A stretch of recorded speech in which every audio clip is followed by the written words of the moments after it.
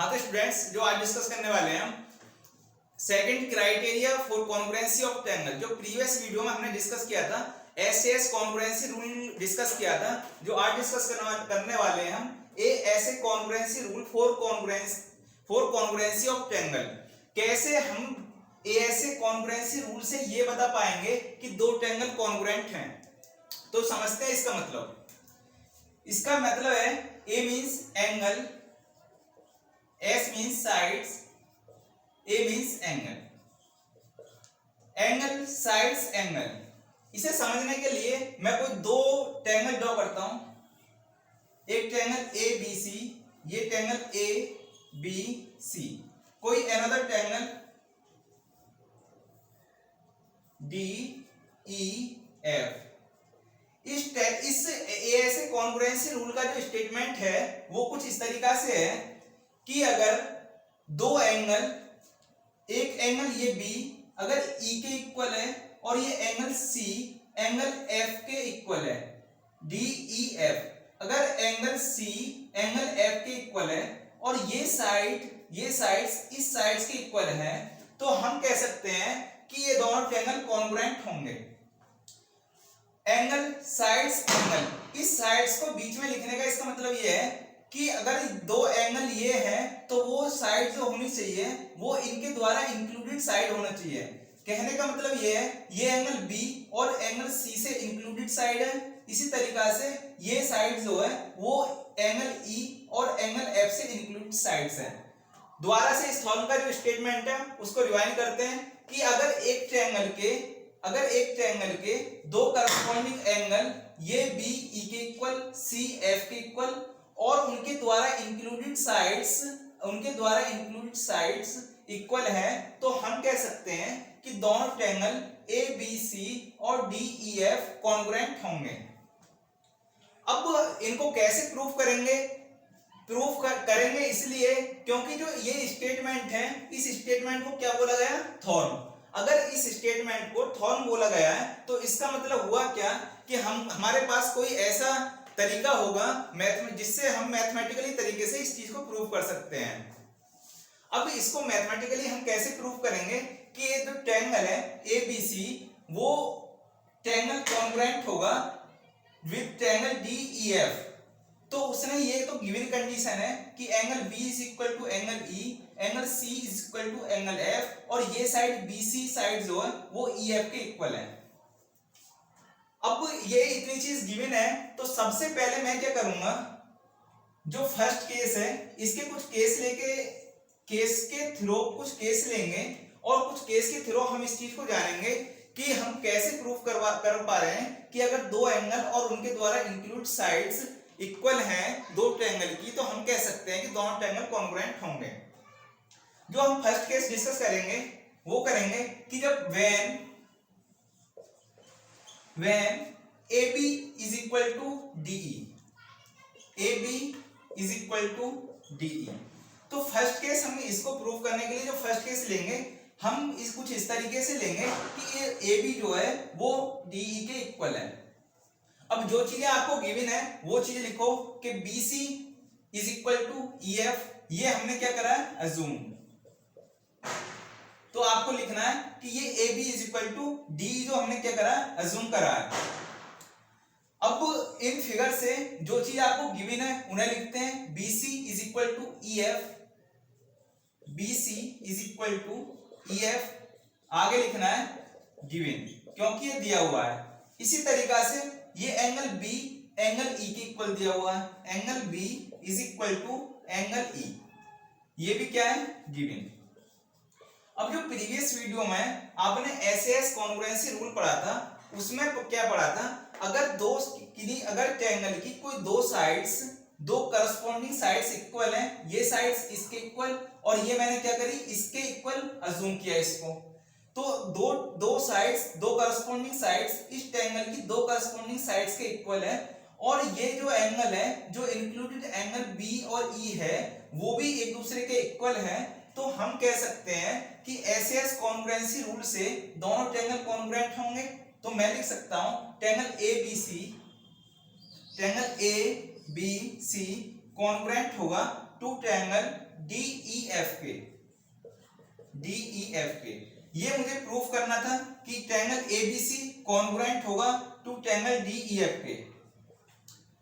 ये हमने first case assume करा when AB is equal to DE। इसी तरीका से हम सेकंड केस से प्रूफ करेंगे कि दोनों ट्रायंगल कॉन्ग्रुएंट हो सकते हैं। मैं आपको बता दूं कि जब कोई क्वेश्चन हो या थ्योरम हो, कोई भी स्टेटमेंट हो, तो उस स्टेटमेंट में आपको कुछ ना कुछ दिया होगा। तो इस स्टेटमेंट में क्या दिया हुआ है कि अगर दो एंगल, किन्हीं दो ट्रायंगल के दो करस्पॉन्डिंग एंगल इक्वल है और उनके द्वारा इंक्लूडेड साइड्स इक्वल हैं, तब हमने ये प्रूफ किया कि तब क्या होंगे, दोनों ट्रायंगल कॉन्ग्रुएंट होंगे। फर्स्ट केस हमने अज्यूम करा AB is equal to DE और हमने बाई SAS रूल से हमने कह दिया कि दोनों ट्रायंगल क्या है, कॉन्ग्रुएंट होंगे। अब हम सेकंड केस लेते हैं।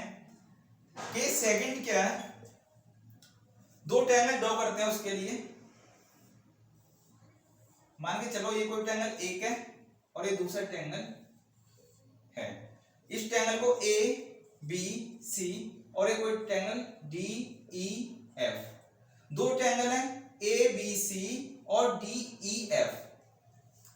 अब जो मैं सेकंड केस लेने वाला हूं, मैं कुछ इस तरीके से लूंगा कि AB greater than DE, AB greater than DE, AB greater than DE। ये गिवन चीज है कि ये एंगल B इक्वल है एंगल E के, angle C is equal to angle F के, और ये जो साइड्स है वो इसके इक्वल है। ये तो हमें गिवन पैरामीटर है जो इस थ्योरम के स्टेटमेंट में दिए हुए हैं। अब हमें प्रूफ करना है कि दोनों ट्रायंगल कॉन्ग्रुएंट होंगे या नहीं, जो हमने फर्स्ट केस से इस तरीके से प्रूफ किया। अब सेकंड केस में हम क्या करेंगे, अब हम ये लेट करेंगे कि AB, ये जो AB है वो ग्रेटर देन है DE से। अगर ये AB अगर इससे बड़ी है तो मैं इस पे एक पॉइंट लूंगा P, कोई पॉइंट P इस तरीके से लूंगा कि ये PB इज इक्वल टू होगा DE के।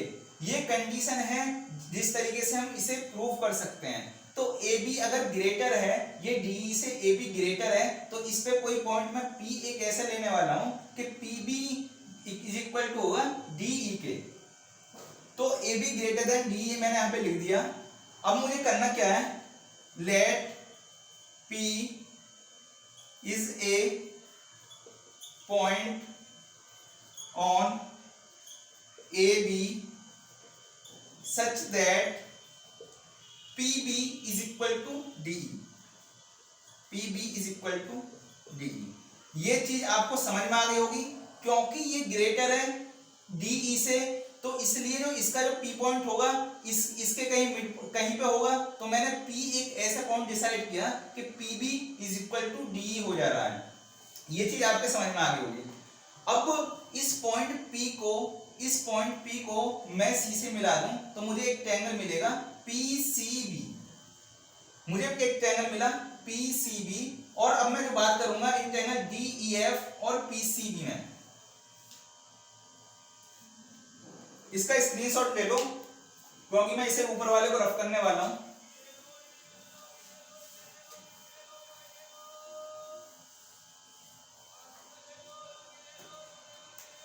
अब मैं जो बात करने वाला हूं, बात करूंगा triangle PCB, in triangle PCB and DEF।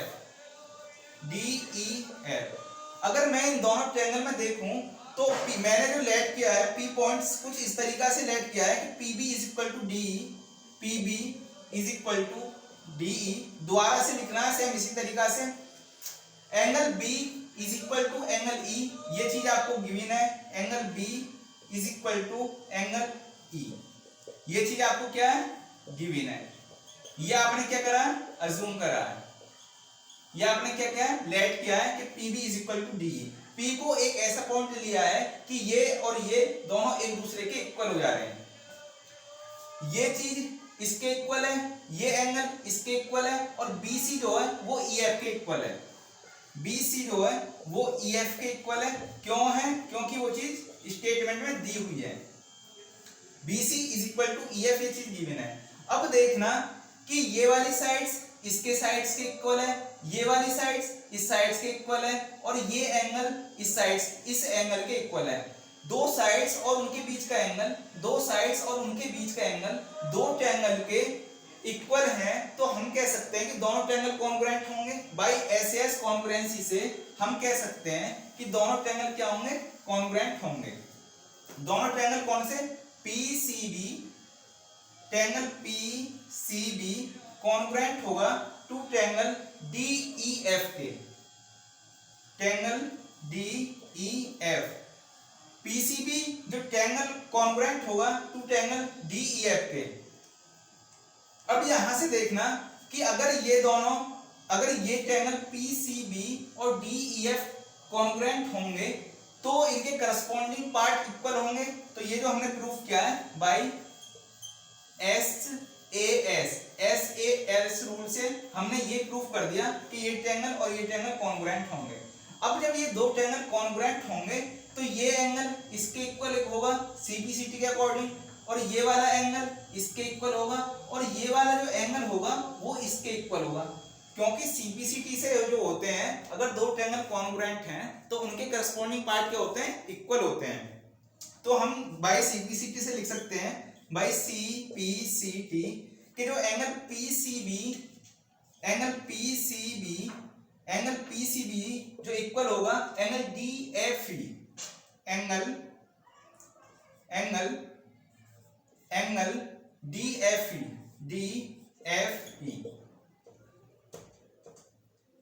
Angle DFE, ये एंगल पीसीबी जो इक्वल होगा एंगल डीएफई के, क्योंकि बाय सीपीसीटी, क्योंकि हम ये प्रूफ कर चुके हैं कि दोनों ट्रायंगल ये क्या है, कॉन्ग्रुएंट हैं। पीसीबी और डीईएफ ट्रायंगल कॉन्ग्रुएंट हैं तो इनके करस्पॉन्डिंग पार्ट भी इक्वल होंगे।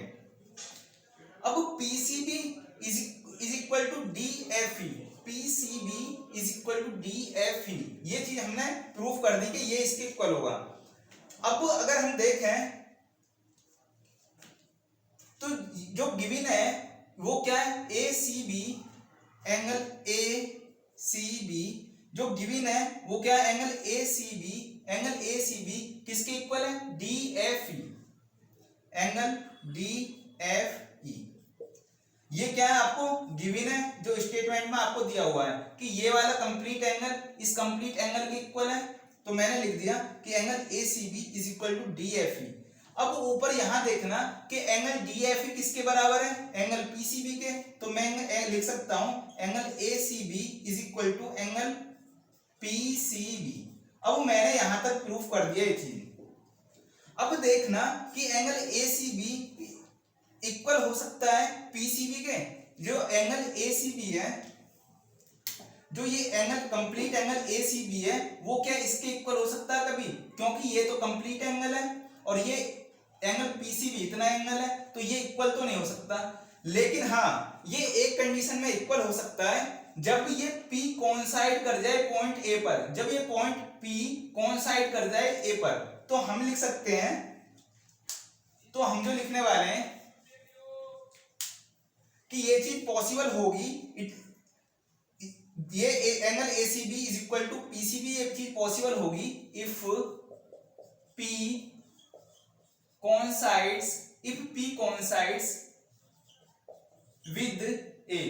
अगर पॉइंट P पर P A पर कोइंसाइड कर जाए तो हम कह सकते हैं कि ये जो कंडीशन है वो तब सही होगी।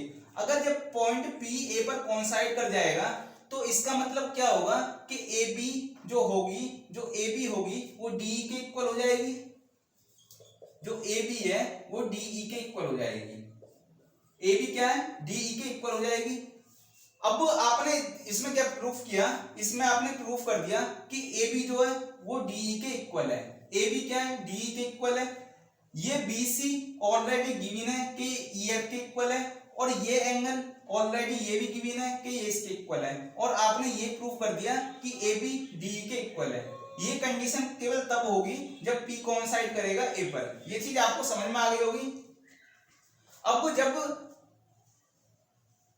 ये साइड्स इसके इक्वल है, ये साइड इसके इक्वल है, और ये वाला एंगल इसके इक्वल है, तो हम बाय एसएस कॉन्ग्रुएंसी से कह सकते हैं तो हम बाई एस एस कॉन्ग्रुएंसी से कह सकते हैं कि ट्रायंगल जो ए बी सी, जो triangle A B C congruent to triangle D E F के, congruent to triangle D E F के by S A S rule. तो हमने ये प्रूफ कर दिया, कि जो ट्रायंगल एबीसी होगा वो कॉन्ग्रुएंट होगा विद ट्रायंगल डीईएफ के, जो हमें ये प्रूफ करना था। सेकंड केस मान के जो हमने माना था कि AB ग्रेटर देन DE। तो इस तरीके से हमने दो केस लेकर ये प्रूफ किया कि अगर कोई भी दो ट्रायंगल हैं, और उनके दो एंगल और उनसे इंक्लूडेड साइड्स दो ट्रायंगल की इक्वल हैं, दो साइड्स और दो एंगल, ये एंगल और ये एंगल, ये एंगल और उनके द्वारा इंक्लूडेड साइड्स इक्वल हैं, तो हम कह सकते हैं कि दोनों ट्रायंगल क्या होंगे, कॉन्ग्रुएंट होंगे। इसलिए इसे क्या कहा गया, ASA congruency rule. Same third case आप कैसे प्रूव करोगे, सेम यही प्रोसीजर रहने वाला और इसी तरीका से आपको लिखना है। जो आपने प्रूफ किया था, ये क्या था आपने, A B greater than DE लेकर। अब जो थर्ड केस है वो आपको खुद करना, वो कुछ इस तरीके से करना है कि A B less than DE लेकर। अब सेम प्रोसीजर वही रहेगा, वही कंसेप्ट काम करेंगे, वही एसएस कॉन्ग्रुएंसी रूल से हम ये दो ट्रायंगल को कॉन्ग्रुएंट प्रूव करेंगे। ये चीज आपको समझ में आ गई होगी। और इस एएसए कॉन्ग्रुएंसी रूल और एसएस कॉन्ग्रुएंसी रूल अभी तक जो हमने पढ़े हैं, दो रूल पढ़े हैं कॉन्ग्रुएंसी के, एसएएस और एएसए, एएसए और एसएस कॉन्ग्रुएंसी रूल। जो एएसए कॉन्ग्रुएंसी रूल वो हमने पढ़ा है, अभी पढ़ा है, और जो प्रीवियस वीडियो में पढ़ा था हमने एसएस कॉन्ग्रुएंसी रूल। अब जो हम नेक्स्ट वीडियो में डिस्कस करने वाले हैं, 4 जो रूल हैं उनके बारे में डिस्कस करेंगे। दो तो ये खुद होंगे एसएस और एएसए, जो थर्ड होगा वो होगा एएए, और जो फोर्थ होगा वो क्या होगा, एएसएस, मतलब एसएए, या इसको लिख सकते हैं एएएस, आप इसको लिख सकते हैं एएएस। तो हम जो डिस्कस करने वाले हैं एएएस, एसएएस, एएसए और एएए, इनमें डिफरेंस क्या है, जब ये जो रूल है तब जानेंगे कि इनमें डिफरेंस क्या है।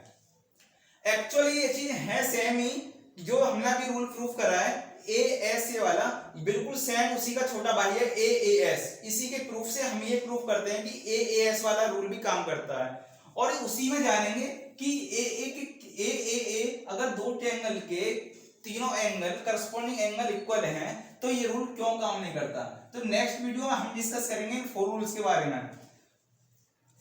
अब इसका इस तरीके से प्रूफ करना है कि हाँ कि दो केस लेने हैं आपको। दो केस, मैंने फर्स्ट केस लिया AB is equal to D, second case में AB ग्रेटर देन डी, और थर्ड केस में जो आप करने वाले हो वो AB लेस देन डी। तो अब नेक्स्ट पढ़ेंगे हम एस कॉन्ग्रुएंसी रूल और RHS कॉन्ग्रुएंसी रूल। अगर आपको ये वीडियो पसंद है तो वीडियो को लाइक करो, चैनल को सब्सक्राइब करो। Thank you.